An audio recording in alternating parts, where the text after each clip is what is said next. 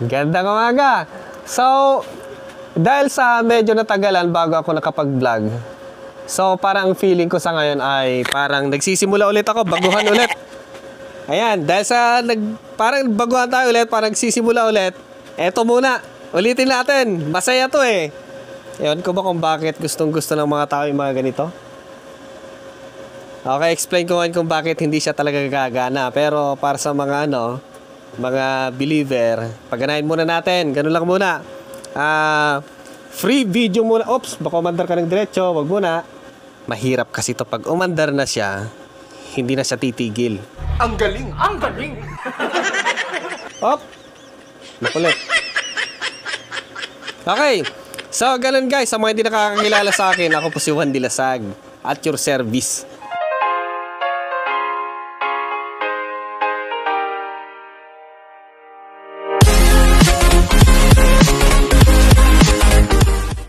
Okay, so parang simula ulit, parang naninibago ako kasi medyo matagal din, apat na araw, 5 araw yata hindi ako nakapag-vlog. Meron man akong upload pero matatagal na yun.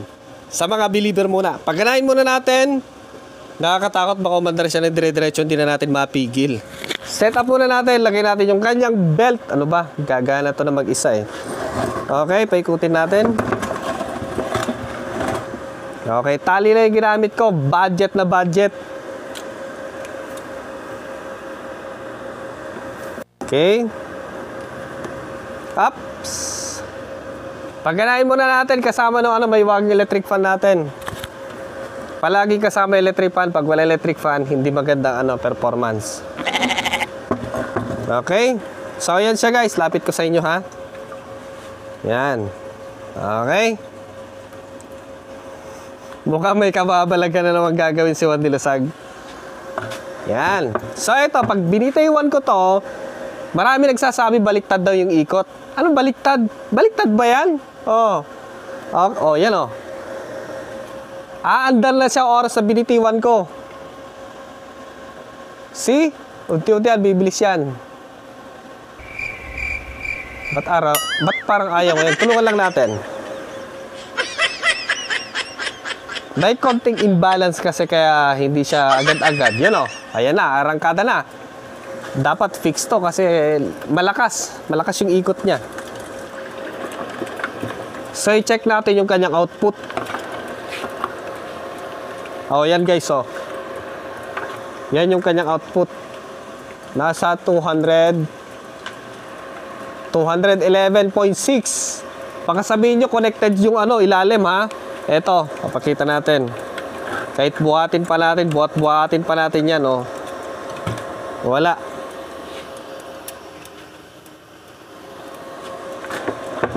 Okay. Oh, yan oh. 211.6 pa rin. Para nakakaamoy kayo ah. Okay? So ngayon, isaksak natin itong ating mahiwagang electric fan ito. Yan. O, tingnan nyo yung electric fan natin. Saksak natin dito. Para mawala yung pagdududa ng choosy. Yun. Yan o. Tumaas pa ng hanggang 228 AC. Yan o. Paano nangyari yon? Ha? Okay, para para mawala yung agam-agam. Test pa natin. Pitas tayo ng ilaw dito. Yan. Hindi ko pa pinapandar yung electric fan ha. Oo. Diba? Wag na natin pandarin yun. Baka sabihin nyo nasa electric fan. Pandarin natin oh. Yan oh. Diba? Oh, bakit? Nangyari sa'yo. Yan oh. Umaandar pa rin kahit nakahinto oh. Oh. Para lang sa mga bobo yan. Oh. Diba? Oh, dahil mayroon siyang load, bumaba ulit siya, naging 209. Okay? Ayos. Okay? Oh. Baka nagdududa kayo, baka nasa electric fan. Okay? So, yan, tanggal yung electric fan, oh. Yan, meron pa ring output. 200. 209. Bumagsak na siya. Oh, wala nakasaksak sa ilalim. Yan. Pahina na ng pahina kasi meron siyang load kaya bumagsak ng 209. Ang galing! Ang galing!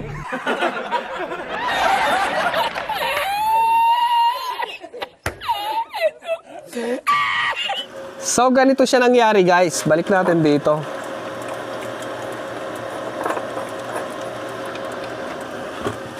Kaya po ganito yung ginagamit ko at hindi yung ganito. Ito kasi meron siyang hold. Ayun o, meron pa siyang kuryente o. Lapit natin. Meron siyang kuryente. Kunyari, yan o. Meron siyang hold button. Pero pag nirelease natin yung hold button niya, ayan, wala. Wala po yan o. So, ang ginagawa ko po doon, tinutusok ko siya sa AC sa likod doon, sa saksakan doon, yun. Saan ba? Yun. Tapos, pinipindot ko yung hold. Ulitin natin para maintindihan nyo. Oops. Tuluin ka ng tumigil. Yan. Ba't wala? Ayaw makiano. Ayan. Tapos, pindutin ko yung hold. 217 AC. Tapos, ako siya tinutusok dito. Tapos, pag pinapakita ko sa inyo, may takip doon sa hold na kanyang, ayan. Ganun lang. Ayan. Wala po lumalabas dito. Wala. Ito, may kuryente ito. Kaya ingat-ingat. Sa mga nandadaya, makuryente kayo sa sarili nyo ginagawa. Ito, meron siyang output. Basic na naman tayo. Ito na naman parang lumang tugtugin na naman tayo na paulit-ulit. Kagaya ni balcony, paulit-ulit. Yun ang ginagawa. Ayan o. Okay. Ayan o, 229 volt AC. Galing sa electric fan. Okay. So, electric fan, gagana siya na mag-isa kasi meron siyang inverter sa ilalim. Ayan. Huwag niyo susubukan didilaan yan. Talagang mangingisay ka. Tapos meron siyang switch din eh. Safe na safe, di ba? Okay? Tapos pag hindi ko na siya ginagamit, pinuputol ko yung output niya para hindi tayo madisgrasya. Ayan oh. Kasi connected yan sa grid. Yan, para makita nyo. Okay? So, safe na naman siyang gamitin. Hindi na mamamatay yung gagamit dun sa electric fan. So, dito tayo. Kanina, nalobat yung ginagamit kong battery kasi nilagay ko. Maliit lang yung ganito. Basta yung mapandar niya yung kanya. Flashback. Yan. Kamu na malobat ah. Wala na, tumigil na. Tumigil na. Baliktad. Nalobat yung battery ginagamit ko. Kalokohan talaga.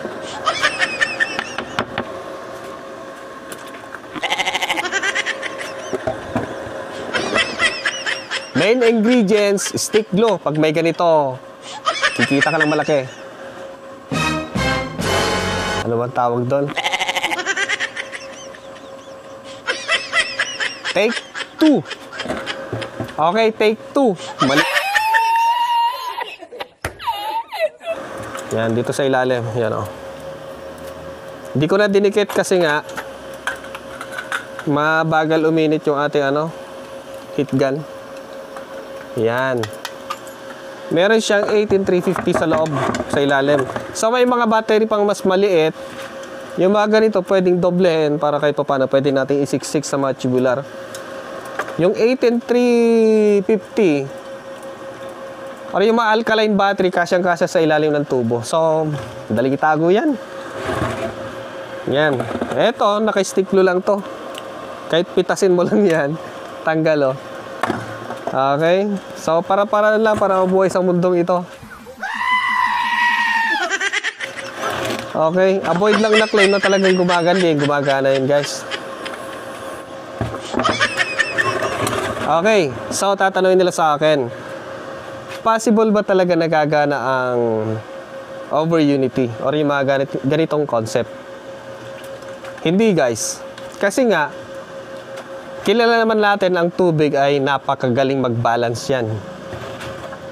Sa mga claim kasi, ang sasabihin nila, dito mas malapit dito at dito mas malayo.